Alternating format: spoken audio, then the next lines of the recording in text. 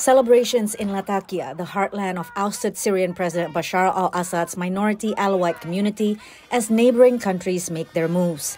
Israeli troops advance deeper into the UN-patrolled buffer zone, separating the Israeli-occupied Golan Heights and Syrian territory, following hundreds of Israeli airstrikes across Syria. In Israel Thursday, National Security Advisor Jake Sullivan met with Prime Minister Benjamin Netanyahu. Sullivan defended the U.S. allies' actions. What Israel saw was an immediate threat. The collapse of a structure that had been in place for a long time and the potential for that vacuum to be filled by a direct proximate threat right across. So it moved in to fill that threat. That, from the United States' perspective, is logical and consistent with Israel's right to self-defense.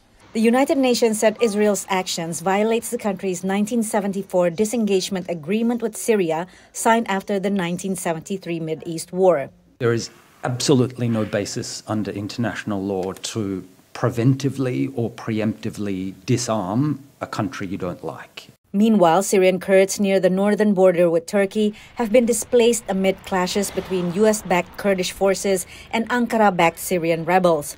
The U.S. brokered a ceasefire deal between the groups Wednesday. Secretary of State Antony Blinken was in Jordan Thursday before heading to Ankara. He said Turkey faces a real threat from Kurdish separatists.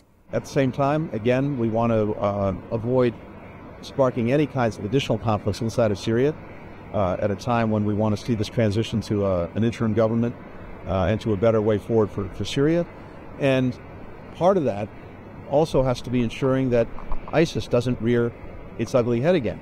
Blinken and Sullivan are also making a last-ditch diplomatic push to achieve a deal to end fighting between Israel and Hamas in Gaza that would also free hostages held by the U.S.-designated terror group.